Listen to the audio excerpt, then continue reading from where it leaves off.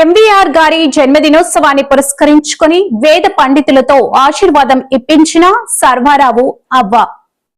MVR గారి జన్మదినోత్సవం పురస్కరించుకుని వేద పండితులతో ఆశీర్వాదం ఇప్పించిన సర్వారావు అలియాస్ అవ్వ. సతీ సమేతంగా కూర్చుండబట్టి ఆశీర్వాదములు ఇచ్చిన పండితులు. ఎంవీఆర్ మీడియా కోఆర్డినేటర్ అవ్వ సమక్షంలో దంపతులకు సాలువ కప్పి తలపాగా చుట్టి స్వీట్లు తినిపించిన దృశ్యం.